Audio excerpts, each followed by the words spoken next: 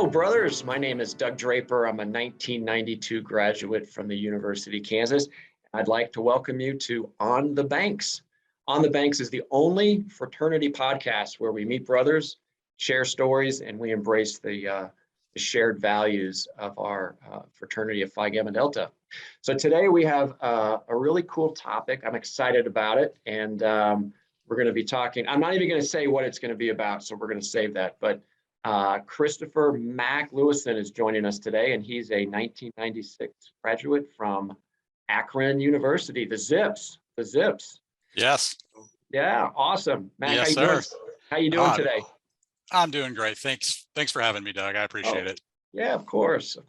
We like to learn a little bit about our guests before we jump into to our topic. But so here we go. Mac is Mac Lewison. He's from Little Rock, Arkansas. And he now lives in Manhattan, Kansas, which is referred to as the Little Apple. And he's married and has two kids, Lane and Owen. And right now, Mac is an adjunct instructor at K-State and the National Strategic Selling Institute. And he teaches a course he developed, which is pretty cool, developing your own class and curriculum. It's called Sales Negotiation, and it's to undergraduates in the College of Business. He was previously served as a special agent in the Federal Bureau of Investigation in the Kansas City Division. And he later opened up a satellite FBI office in Manhattan, Kansas. And Mac, we were talking that, yes, there literally is an FBI office, thanks to you, in Manhattan. So that's pretty cool. And we're going to talk about some of his responsibilities in his previous career. And we're just going to rock and roll and have a good time. So I'm excited about it. So Mac, let's just kind of go from the top here, and give us a quick story, kind of a background of your journey. I gave a real quick snapshot, but interviewing a special agent negotiator from the FBI is pretty cool. So give us a little backstory about yourself beyond the intro, and maybe kind of how you got into that line of work. You bet. So simply, I mean, I'm a product of 9/11. I mean, a terrible terrorist incident. And I came in the FBI directly after that event. And, prior to that, I was working in my field in which I got a degree at the University of Akron, so marketing. I was a marketing and sales guy for what is now AT&T. At the time, it was SBC, or Southwestern Bell, and I was in Dallas, Texas. I had an interest in the FBI prior to 9/11, but I was trucking along in a global sales organization, really enjoyed it, loved the people there, and then that happened. And so just to put it into perspective, all agents go to Quantico for training. And in 2001, the terrorist attacks happened in September. Mm-hmm. There was, it's my understanding, one class of 50 agents. I believe that's correct. One class of 50 agents. And the following year, as the FBI began to ramp up for its terrorist investigation capabilities, they put 20 classes through, so 1,000 agents. And so I was part of that group. I went in August of that year, and it's several months.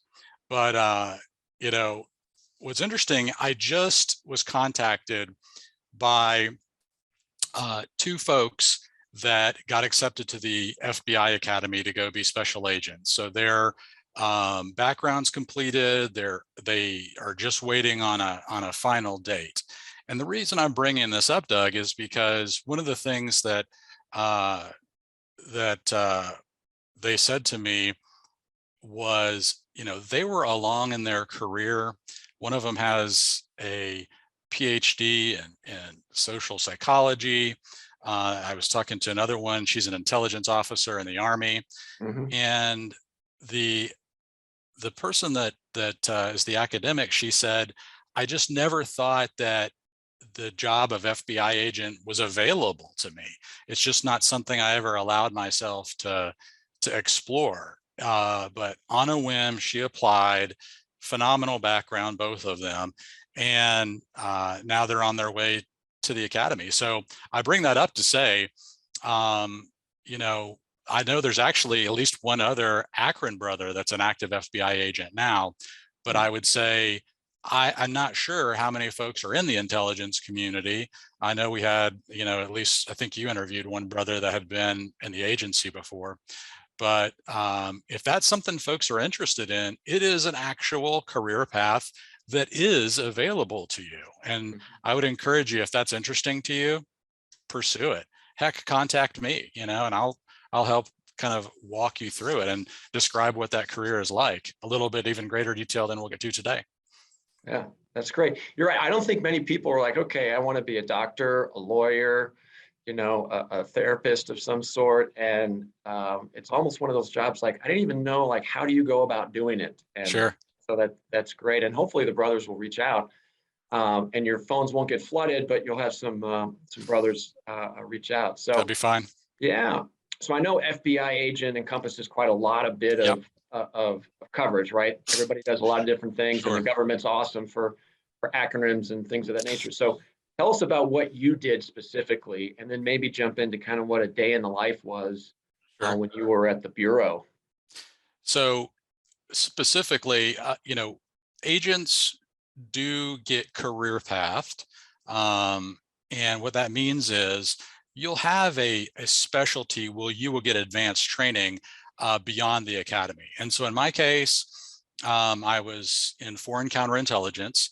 And so what that means is if there is a foreign intelligence services from different countries that might be adversarial countries to the United States, they have an interest in accessing secrets, what's military secrets or political secrets, something that a company might hold if they are producing some high technology across multiple sectors, whether it's aviation or space or just a, you know, a lot of it's just fundamental technology, gas and oil, et cetera, et cetera. But a lot of countries aim to steal that information and that technology rather than to develop it in-house over time. And so our job was to prevent those folks that were spying in the United States from doing that. So our investigative responsibility was catching spies operating in the United States. And so it was exciting. It was cool. And I can talk about, you know, you asked about a day in the life, but I'll just add on to that most agents have a collateral duty. Some have several, you know, extra duties. And these are things that they probably have sought out. You know, some folks are very, very interested in evidence collection. So like think CSI.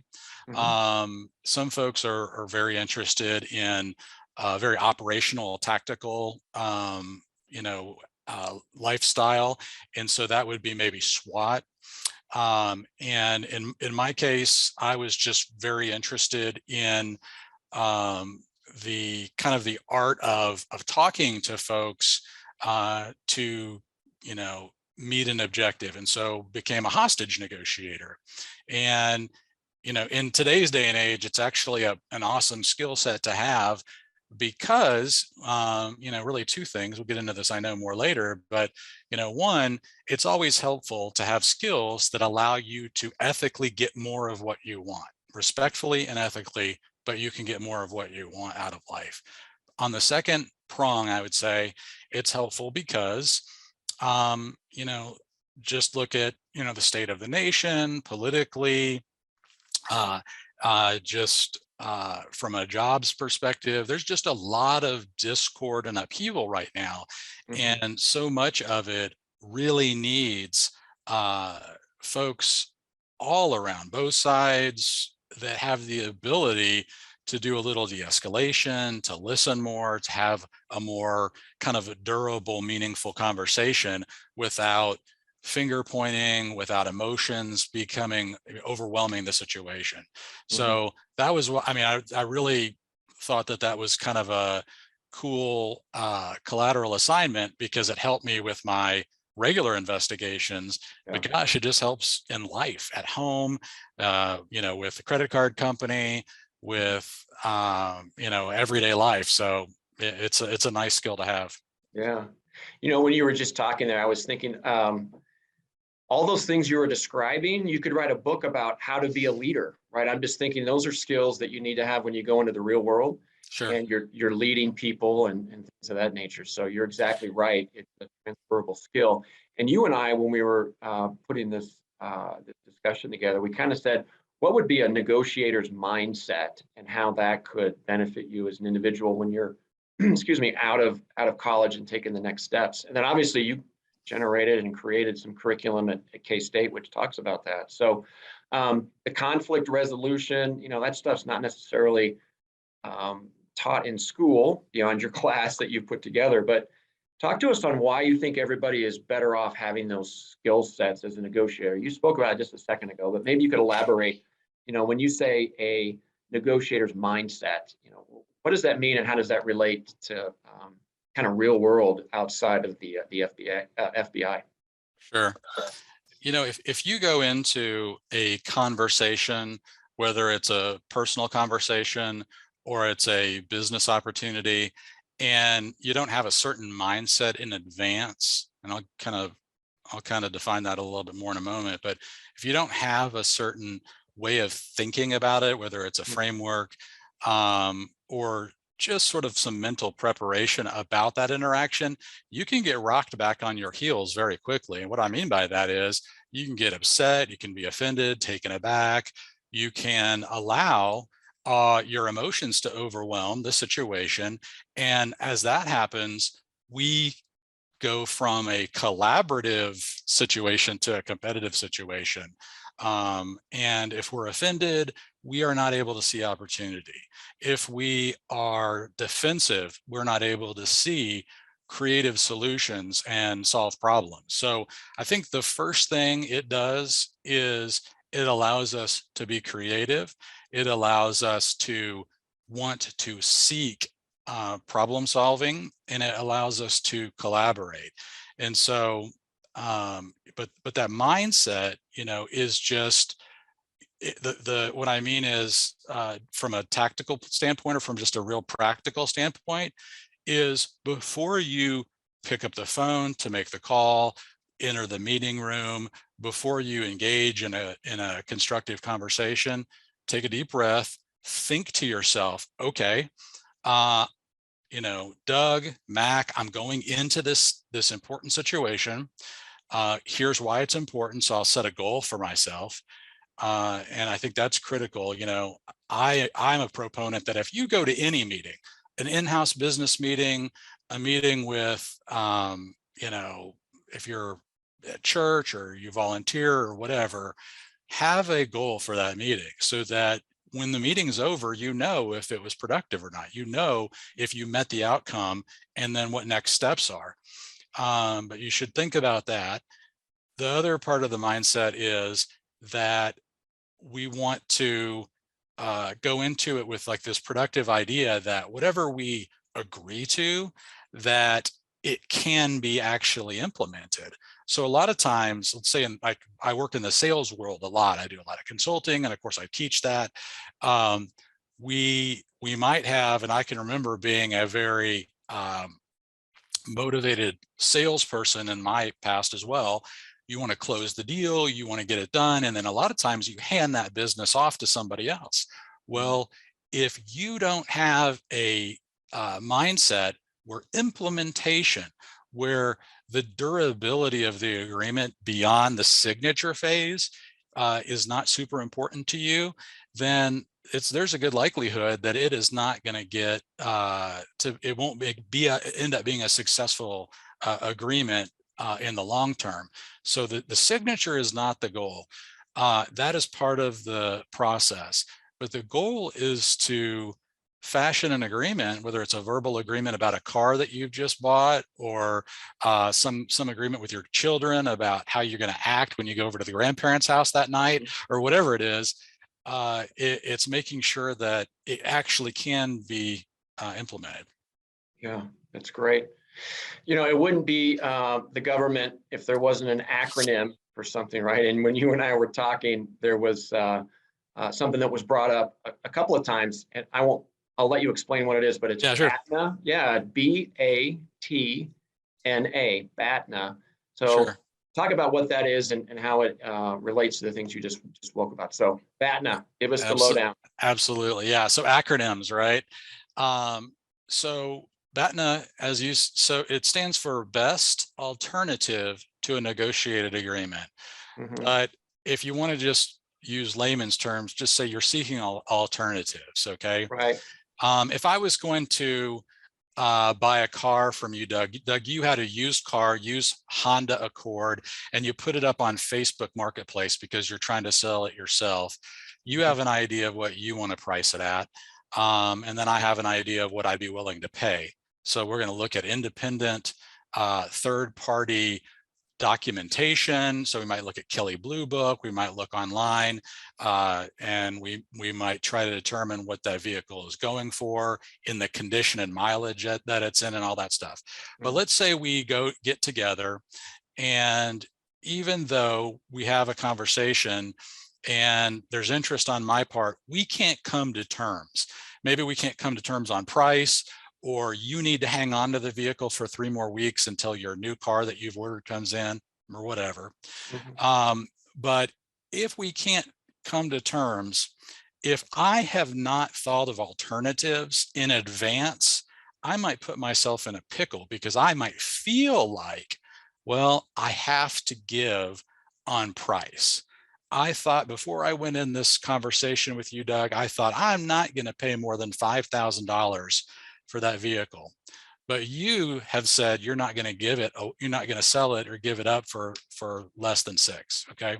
So if I have not thought of other alternatives, what might those other alternatives be before I go to the meeting? Like I might say, okay, I will look at other vehicles. Surely there are other people in my area selling similar 4-door sedans that would be, good enough for me to get to work, or whatever my reason for buying that car is, the why. And so maybe I look for other people selling a car. Maybe I decide that we can still get along as a family with only one car for a while. And maybe if I need to, I'll do public transportation and Uber.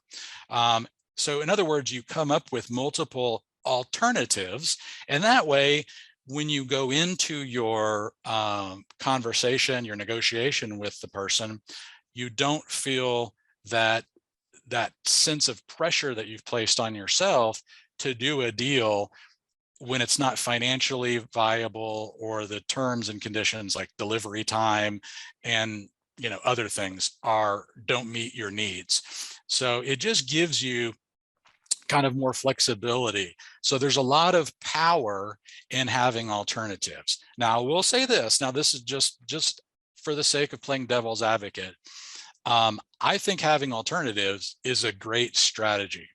There are some folks that might say, if they wanted to challenge this concept, that if you go in with an alternative, it makes you less creative and less collaborative and creative in the conversation.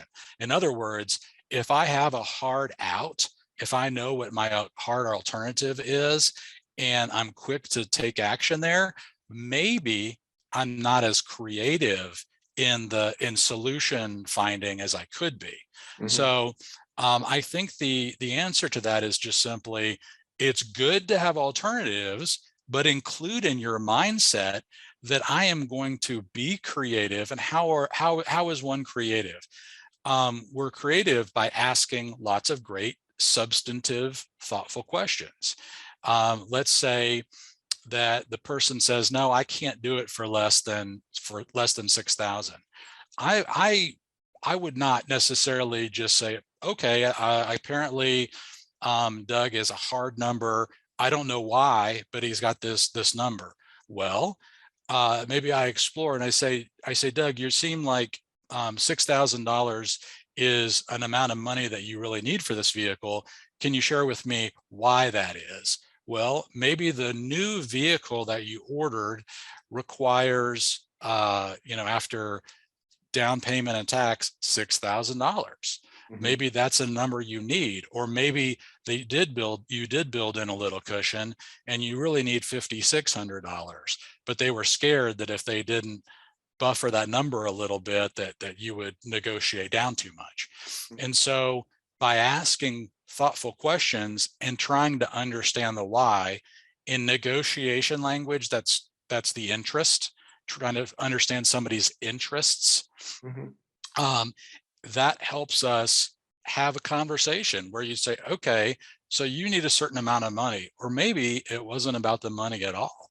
Maybe it was that, like I said before, the example where you really need the money and you do want to sell the vehicle, but your son or daughter uses that vehicle to get to school, but they're out of school in 3 weeks. And at that point, you could turn the vehicle over. You're just not ready to do it yet. You just got to explore and ask questions. Just don't take things based on simple statements that are made. Ask those in a way that's curious and friendly, but be sure not to be judgmental about the way that, and the tonality that you use. Yeah, no, that's great advice. And trust me, there's been times in our career, and I'm sure the brothers out there listening, where you rapidly go into a meeting or a situation that you didn't have time to prep for. And I bet 9 times, if not more, out of 10, you walk away, disappointed in the outcome. So the preparation and asking probing questions for sure is super important. You've had an amazing career in working for Ma Bell, Southwestern Bell, and then more migrating into the FBI, and now you're a professor at K-State. So of all of those things, I'm going to ask you 2 questions. One, what was your proudest accomplishment in your career? And then one thing that we haven't dived into in great detail, which we will, is what's your proudest accomplishment within the fraternity? What's your proudest accomplishment at Phi Gamma Delta? You can answer either one, first or second. Proudest Sure. moment for career and within our fraternity. So, my proudest moment, I'll bring forth one of our signature Phi Gamma Delta phrases, which is, friendship is the sweetest influence. And so, if not for friendship, then why do we do it, right? And so I've been very fortunate. I would say this: I'd love to stay in better contact with more of my brothers, especially from the Akron chapter. But I have been able to stay in touch with quite a few of them. But I'd say one of the things I'm most proud of is that 2 of my best friends to this day, shout out to Matt Zapp and Dave Beabout, are 2 of my best friends. And I talk to these guys every single week. They live in North Carolina and Washington, D.C. And, we're not able to be together.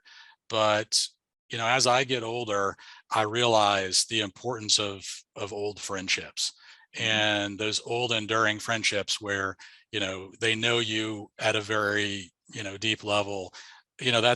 That's very important to me. So I'm very proud of that. I know that the Akron chapter continues to do very, very well, both, kind of at a accomplishment level. We've always done well with our performance academically and sports and everything else on campus. But the quality of men that are in that chapter are outstanding.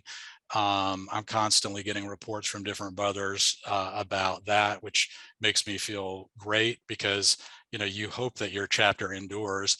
And, I'm also proud of the fact that we've had a long line of Akron Fijis that have been field secretaries and officers in the fraternity and the Arcanet. And so, I'm very proud of my brothers mainly. So your other question was about pride in moment with the FBI, or I'm sorry, what was your other? Just anything related, obviously family, but as far as your career, I was saying you've had 3 different careers, as a sales guy for the and then the FBI, and now as a professor. So of those three, think of a moment or something you're most proud of. So that was the second question. Yeah. So, I would say that I know this is going to come off sounding maybe a little bit corny, but this is truly how I feel. I am a people first guy always, and I just really value my relationships that came out of my formative, like right after college years when I did work at Southwestern Bell, SBC. Now it's AT&T. And I still spend a lot of time with those folks, and going to the FBI, and then now at K-State. There's been a theme. There's been an absolute theme, I think, in my life where I have, they always say, try to surround yourself with better people than you to lift you up and to challenge you. And I've always done that. I try to do that undergrad at Phi Gamma Delta, and try to do that at SBC, and of course at the FBI. And then now I'm super duper proud to be affiliated with K-State's Sales Institute. I mean, the not to give a public service announcement or an advertisement here, but when you talk about college and how expensive it is today, I personally think we should be providing a ton of value and exceeding expectations at all times. Right. And if somebody were to pursue a career in sales, and that might be something folks never thought of, but I know in our program, 99% of the folks get placement with a high caliber sales job, a lot of them through a lot of our corporate partners. And they have an opportunity to get into the six figures within a couple of years. I mean, it's a extremely attractive career path. But anyway, I'm proud to be associated with the people across the spectrum of all those organizations. That's great. So I'm going to flip it over. The last two are going to be very fraternity specific, right? So there's two questions I like to ask our guests. One, you have a lot of history. In 1996, I was 92, so we've been around the block a little bit. Yeah. But I always like to get perspective from our guests about where they see the fraternity and the Greek system kind of 5 years out, right? Everything's evolving, and you and I, as we've gotten to know each other in the last couple months, and things move quick, things move rapidly. There's always change in the world. So, in your opinion, where do you think the Greek system and Phi Gamma Delta are trending or heading 5 years out from now? So, again, I am really in awe of headquarters and how they continue to grow the fraternity. I mean, organizations, cities, cultures, they either grow or they die out. And so we continue to grow in the face of adversity. The relationship between universities and the Greek system has changed dramatically, Doug, since we were in school. Some of those relationships have pulled back a little bit, but I think, what I see for us is and if we stick to the fundamentals, the blocking and tackling about what we are about, the fraternity is about excellence. I mean, I can remember when I was going through the rush process at Alpha Omicron at Akron, and Dave Wilmer, the president at the time, an awesome Fiji, talking about excellence. And, his whole speech was, if you're not about excellence, if you're not about academic achievement, if you're not about friendship, then maybe this place isn't for you. And this idea that each one of us is accountable to replace ourselves is a message and leadership values that I have used ever since the fraternity. So I was fortunate enough to be chapter president, and I've always said, being a leader of peers and I'm speaking to undergrads right now, being a leader of peers is one of the most difficult leadership challenges that you'll ever face, because you don't have discrete authority over anybody. They did elect you, and that's a certain type of authority, but you're a peer. And so you have to motivate and you have to lead in a very, very different way. Plus the fact that you have deep friendships with a lot of the people that you have to make sure they're paying their dues and make sure that they're accountable for their actions and things like that. So learning that as an undergrad helped me. I mean, one of the things I point to as a skill set is small team leadership. And what I mean by that is I negotiated contracts and led sales teams to build massive telecommunications architecture for the company. And from a sales perspective, all of those were small teams. We're talking like 10, 12 people or less. Mhm. And that system of leadership it was the same at the FBI. When you're a case agent, I was our coordinator for our hostage negotiation team. So when I was a hostage negotiator, it was a small team leadership environment. As a teacher and instructor in college now, I lead a classroom of a lot of upperclassmen, undergraduates, small team leadership environment. So I guess as a way of looking out to the future, the leadership and the core principles that we stand for will serve us well. We don't need to, I don't think, reinvent anything, but we do need to learn to recruit the kind of people that we want in our fraternity and to be associated with us. And but I think my message would be stick to the core blocking and tackling, leadership, recruitment, friendship, and, the values that are so important to us, because that's the real deal stuff. Mhm. Yeah, for sure. I get it.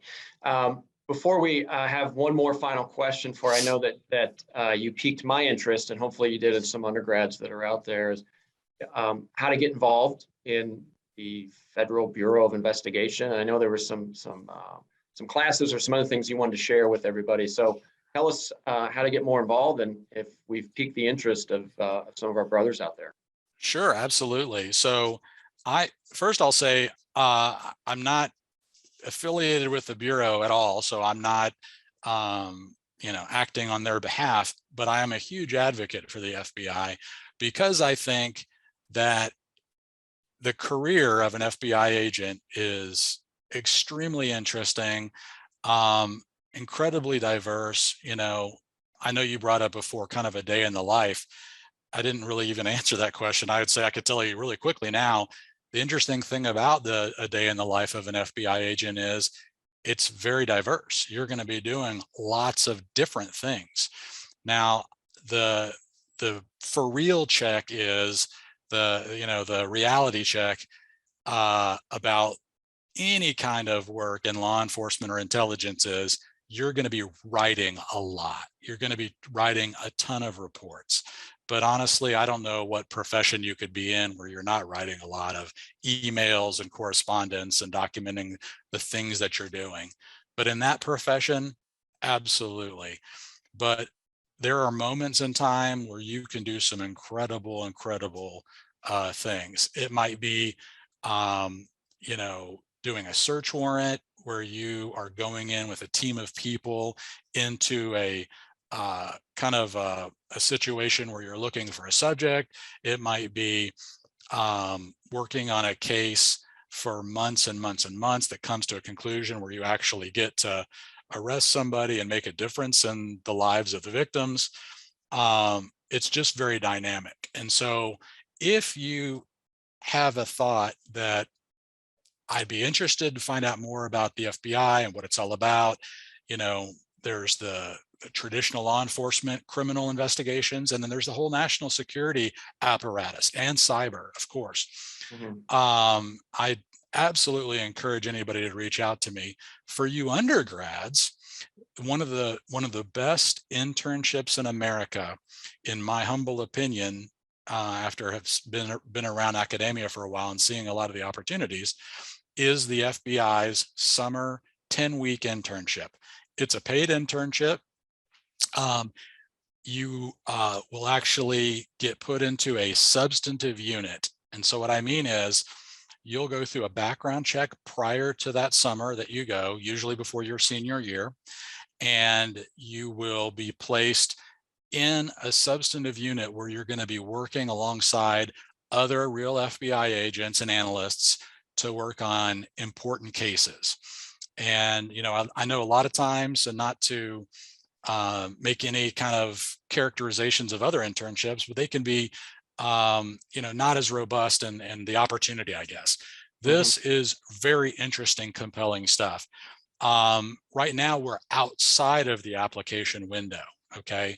The application window opens in September of every year. So if that sounds interesting to you guys, keep your eyes open, go to the FBI website and look for the honors internship program, and you can learn more about that. I can promise you it's a heck of an opportunity. The other neat component of it is it's just like any place else. Once you get your foot in the door there, your chances of picking up full-time employment later on improve dramatically. So you do the internship, you're going to meet people, you're going to have a background check already. And if you decide later after you get your degree, and in some instances you might have to work a couple of years, but the chances of you gaining full employment with the FBI later on goes up substantially. So that's just kind of a thought I had for everybody. And I'll throw in one other plug too. I know like true crime podcasts are super popular these days, and I'll put a plug in for a friend of mine, Jerry Williams. And if you were to go to jerrywilliams.com, that's JERRI Williams, common spelling.com. So Jerry is a retired FBI agent, and she has one of the most popular true crime podcasts in the world. And it's called FBI Retired Case File Review. And so, Doug, what it is, if you're a retired FBI agent, you come on and you brief your most signature case that you worked on while you were an FBI agent. And so it's an incredible podcast. I bring this up to say, if you're a fan of that stuff, that's a great reason to listen. But if you think you might be interested in a career in the Bureau, then take a listen to that and you'll get an idea of some of the exciting things that one could end up working on. JerryWilliams.com. Nice. Good. Yeah. I was going to ask if Jerry was the FIGAM, but you answered that question when you clarified gender. So we'll just leave it at that. Yeah. Yeah. So this will be the last question, and refer to it kind of like the elevator speech, right? Yeah. If you were sitting there and looking to give advice, I always say to your 20-year-old FIGAM self, but if you just had a minute or two to kind of recap what it would mean and what advice you would give yourself in hindsight, tell us what that would be. Absolutely. So my first thought is, and I recommend this to all of my students right now, if you're not a journal person, become a journal person. Folks journal for different reasons. Sometimes it's therapeutic.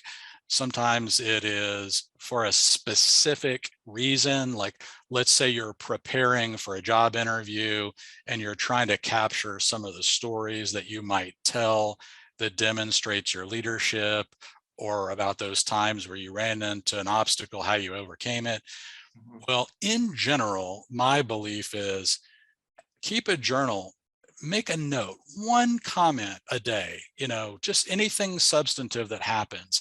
Because believe me, over time, I know there's folks that are a lot smarter than I am with way better memories, but over time you do start to forget some things, and some of your own lessons learned begin to kind of slip away a little bit. So keep notes. It's so valuable later on, because we're a storytelling culture.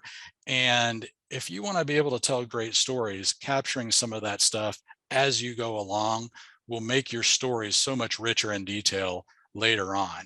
And as I already mentioned, for practical reasons too. I mean, if you need to talk about something for a job interview or a promotion, or you're giving a speech or whatever, gosh, just capturing things as you go makes life a whole lot easier. So that's one thought I have. Another thing is what we're talking about, a negotiator's mindset. Many of you have heard that, I'm sure in the past, that it would be great if earlier on in life we had been taught financial literacy so that we better understood balancing a checkbook and investing and the implications of tax and all that kind of stuff. Well, we've made huge inroads to financial literacy education in the last 10, 15, 20 years. I think the same way about negotiation. In most aspects of life, whether it's dealing with your significant other, dealing with a work project or a fraternity volunteer opportunity, etc., we could get a better outcome for ourselves. Now, I'm not talking about being selfish or not being generous or collaborative. I'm talking the opposite of that. What I'm suggesting is look at it from a opportunity to get a better outcome for yourself, your family, your organization, our fraternity. And how you do that is ask questions. If somebody says something or proposes something and it doesn't exactly meet your needs, or you wish there were better circumstances, start asking questions. Use active listening skills, which is a core fundamental of the negotiation process, where you ask thoughtful questions, you're empathetic in your inquiries. In other words, you're going to put yourself in their shoes. You're going to try to be collaborative, and you're going to try to jointly problem solve. If you do that, you will get a lot more out of life. And I've been, this as an example, Doug mentioned I have two kids, two awesome kids. Lane is 13, Owen's just about to turn 10. And since they were wee little guys, I have taught them to pay attention to what somebody's offering. And if it doesn't meet their needs, to respectfully push back and ask questions and say, I wonder if there's a better way we could do this. I want them to think for themselves and try to understand if they can do better. And the last thing I would just suggest is kind of a tactical opportunity. If you're an undergrad, one of my favorite projects that I do in my sales negotiation class, Doug, is called the Curiosity Conversations Project. And Curiosity Conversations was born out of a book that I read called A Curious Mind. And the book's by Brian Grazier. Brian is the production partner for out in Hollywood for Ron Howard, the filmmaker Ron Howard. And Brian Grazier in his book explains this process that he has had for 35, 40 years.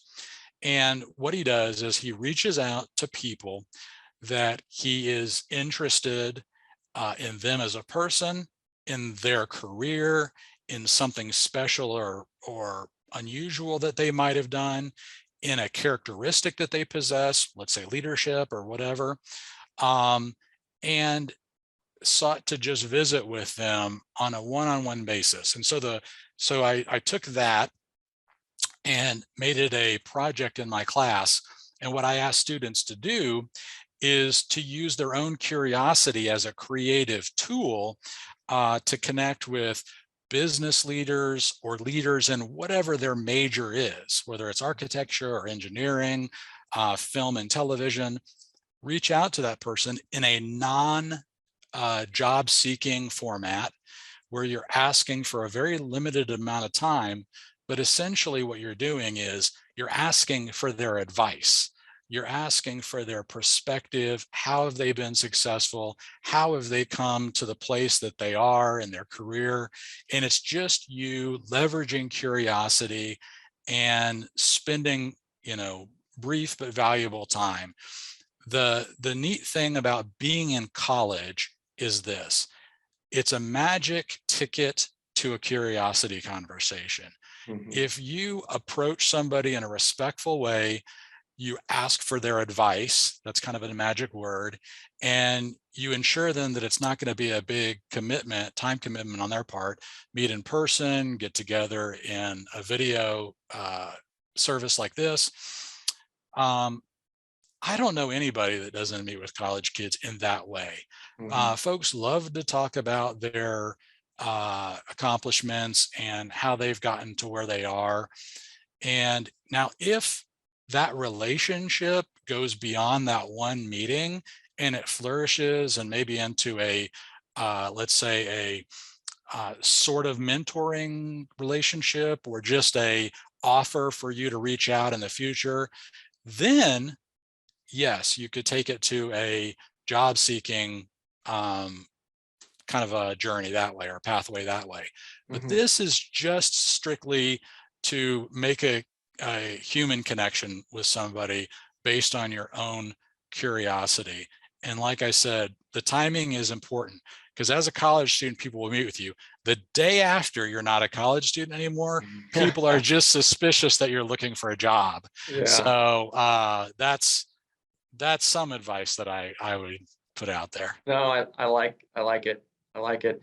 And remind me never to get in a room where we're negotiating a ice cream cone with your kids, because if you're Yeah. teaching them those skills at 10 years old, they're going to be in good shape. So, Well, yeah. what's that? Oh, Go yeah. ahead. That's absolutely. Yeah. Cool. Well, Mac, I can't thank you enough for Sure. joining us today. It's awesome to talk to somebody from University of Akron, and once a zip, always a zip, right? You So, bet. yeah. And also, I want to thank our audience and the brothers for listening to us today. And thank you for joining us for On the Banks. Hey, we look forward to seeing you again. We're going to meet some great brothers and hear some new stories. And I just always like to end and say, until we meet again, mighty proud to be a Fiji. Thanks. Absolutely.